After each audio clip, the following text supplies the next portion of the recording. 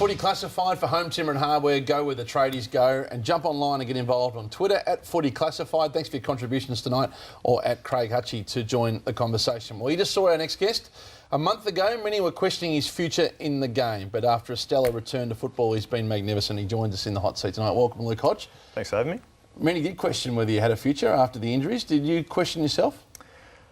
You try not to. I guess you always have belief, but I did have a terrible year last year with the injury. It was through an impact injury, not a wear and tear one. So I still had confidence if I get through at least the majority of the pre-season. I knew I could impact on the field. So yeah, it's good to be back out there playing. You come back though in really good nick when many thought last year might have been a sign of your decline in the game. Were you worried that you were declining? If you look at to three-quarter time yesterday, I probably would have been. I don't think I had a touch until three-quarter time. So, but look, I guess coming back from an injury, it keeps you out that long. You just got to help your fitness. You build your fitness up, and you're going to be probably inconsistent when you come back. But once I was on the field, I never lost doubt in my ability to play. I just had to make sure my body was right and ready to go. What about this group, Hodgie? This Hawthorn group that won a premiership in 2008. Some say a little ahead of time. You can't fluke a premiership, but you've been premiership favourite probably every year since and haven't been able to snag another one. Been very, very close, fell short a couple of times. Have you underachieved? Going back to the 2008, lucky to win that. I guess we were the informed team for the previous 4 weeks going in there. You can't win one on luck. Yeah, I think in 2008, our last 6 weeks of the year were probably the best out of the AFL. Geelong were probably better that year, but our last 6 were pretty good going into the finals and during the finals. You look back to last year, our best 6 weeks were probably from around 16 to the first final. Our last 2 finals weren't great. The prelim, we were terrible against Adelaide. We were lucky to get through that. And then the final, we probably let too many chances go past. We didn't take our opportunities, and the end result is what you're seeing right there. So you've handled the preliminary final loss 2 years ago. You got criticised for the football club, not you personally, for being a bit woe is me, and and then last year was a pretty positive look. If in 2 years' time you haven't won another one, will you think that you've let it slip? You'll be very disappointed. I think Clarko's a big one for keep knocking on the door. If you keep getting to that stage, you're bound to win one and do the right thing. So our whole focus, forget about last year, our whole focus this pre-season was go on, get through as good a pre-season as we could without losing injuries, and then and get off the best start that we could. And I think apart from the Geelong game where we probably had mind lapses again, that I thought we've done that so far. Hodgie, Jeff Kennett, he had a fair bit to say after round 1, the loss to Geelong. I just want to play a grab from Jeff Kennett and then get your response to it about yourself. Last year, I think we made a terrible decision when we played our captain, Luke Hodge, when he clearly wasn't fit. And that is, to me, an absolute no-no in a grand final. You can't go into that sort of match carrying people. What do you make of a comment like that? Were you fit enough to play in the grand final? Yeah, I just didn't play very well. I guess, look, Jeff's an absolute ripper. He loves the footy club, we love him. But he said something as soon as he got president of he doesn't know a hell of a lot about football, and he'll just leave the football stuff to the football people, and I'll back Jeff with that. But he never did though, did he? And did you as a captain get frustrated at that, and did you have cause to say, listen, Jeff, pull your head in? Luckily I only come on towards the back part of his reign, but look, Jeff's Jeff. You know what you're going to get with him. One thing, he does say some silly things at times, but you can't doubt the passion he has for the Hawthorn Footy Club, and there's nothing better having people that passionate around your footy club. So you do cop a few things that he does say for the kind of bloke he is and what he does think about the footy club. So he's the biggest name outside the club. Biggest name inside the club is Buddy Franklin. As captain, have you spoken to him and asked him to commit to the club and told him you're a bit disappointed he's putting it off? We sat down, a few of the older guys sat down, Clarko was in the meeting as well. We pretty much said to him, first of all, as players, you know that free agency, it's going to get more and more like this. So the players voted for it, so we've got to expect it. So we pretty much sat down with him at the start of the season as soon as he put it off and just sort of said, as long as he does the things that we ask of him as teammates, we'll be fine with whatever he wants to do with his contract. And to be honest, up until this stage of the year, he's been fantastic as far as the teammates. Any full forward that's willing to give off goals, as he has done the first 5 rounds, you can't complain. So we're happy with how Buddy's going. So I ask you this again because you're captain. I wouldn't ask if you were just a player. Was the coach right to go and see him in America over the off-season and have a word to him? Oh, that's a tough one because I reckon I caught up with Clarko 2 or 3 times in the off-season. Clarko's the kind of person in Las Vegas or? I'm married with 2 kids. I didn't get a chance to get over there. I'll go next year if though. But, look, Clarko's the kind of person who wants to get involved with blokes outside the club, and the best part about Clarko is he'll ring up and say, how are the kids? How's the wife going? that's just the kind of person he is.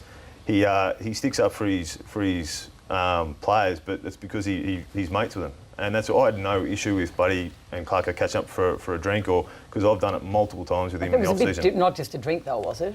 I mean, it was the inference we've had, and it's been reported on the Footy Show, and I've been told that perhaps he felt he shouldn't be interrupted on his holiday. Oh, you'd have to ask Buddy that, but there's no doubt when a coach comes and talks to a player, you're going to talk about footy in general. If I was overseas and Clarko was in the same area, I'd go and catch up and have a beer with him without a shadow of a doubt, and so would a lot of the other players. Just on Buddy, last one from a contractual point of view, would you be prepared to take less to keep him personally, and would you put? I've already signed, so. Well, but you can always go back. I mean, this is a Geelong Footy Club mantra, if you like, that said we will take less to keep the group together. Now, is that something that you'd put to your group? Yeah, I think we've already, the majority of the guys have re-signed. We've still got probably about 6 or 8 to re-sign.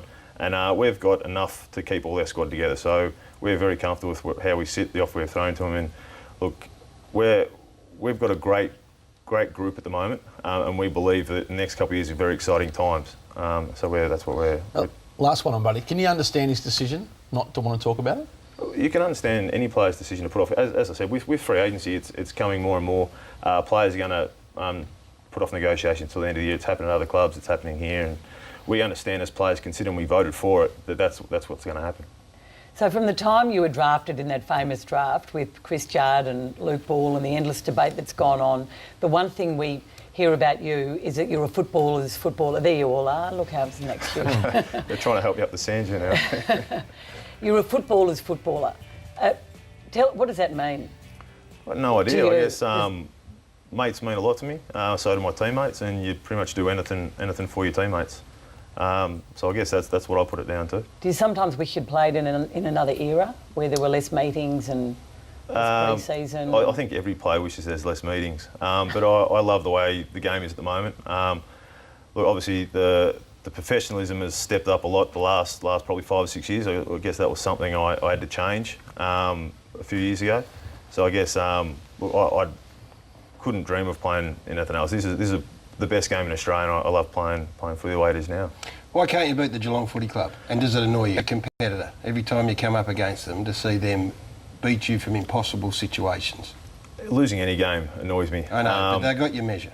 Look, they've got a lot of teams measure, and it is frustrating the fact that we do challenge them, we push them. But I've always said that great teams find a way to win, and Geelong are a great team. If you look back to Brisbane from 2004, they beat a lot of teams because they were a great side. We keep knocking on the door, and we're confident we can beat them the next time. I know I've said it the last few times, but you keep pushing, get the structure. I know we've failed late in games, but we've just got to keep working on it and making sure the next time we're in that situation that we make the right decisions. Hodge, I want to ask you about Brian Lake. I was fascinated by his body shape yesterday. He just looked half the size virtually of his time at the Western Bulldogs. Did you have to put it on him at all when he got to Hawthorn about what you expected of him? No, not the players, because by the time as soon as he got drafted, he was there for about a month before the other players were, and by the time we got back, he was already in great shape. He'd lost a lot of weight. I'm pretty sure that the Clarko and the fitness guys had said to him, if you come over here, you're going to have to drop a little bit, especially with the way the game's going. It's that quick now, you can't just be a big full-back. So he worked very hard in his body, and it's paying off now by the way he looks. About this game yesterday, Hodge, how'd you win it? You contested possession down 23, clearances down 19, 16 inside 50s down. And there'd be people at home saying, yeah, you look at those numbers since we had a look at it, since 1999, 83 teams been plus 15 in contested possessions, clearance and inside 50s, only 4 have lost. Yeah, I don't really have an answer for you. We looked through our things today, and we believe we were lucky to come through that win. I guess if you look back to a minute to go, they get the ball of a stoppage, kick it into Drew Petrie, and it looked like the Geelong Tom Hawkins again. But look, from that stage, any team could have won. So I think we were lucky enough to get through with a point. So we didn't let a mark inside 50, which was one area that we are considering their tall forward line. But yeah, I think we were very lucky to get off the points. Hodge, reports today are that Cyril Rioli will miss around 7 weeks with this latest hamstring. Absolutely devastating. He was in red hot form. Can you cover a player like this? Yeah, you would hope so. Look, we've had key players missing in the past. We've had Sully miss the last 3 weeks. We've been able to cover him. I know Cyril brings a little bit different, a little bit of that X factor.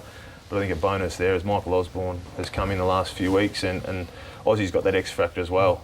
So it's disappointing to lose Junior for, to just after the bye, but Clarko's mantra always is if someone falls down, we'll replace him with someone else. So you said that the coach, you hadn't had a touch till three-quarter time. Well, what did the coach say to you at three-quarter time? Get a touch. I tried to avoid him at half time, but look, it's just, the old pull your finger out, give it something. So it was a disappointing 3 quarters, but yeah, finally got a little bit of it in the last. It's great to see you back in Hawthorn colours anyway, and thanks for joining us tonight. Best of luck for the rest of the season. Thanks for having me, Pat. Luke Hodge, the Hawthorn skipper, joining us on Footy Classified.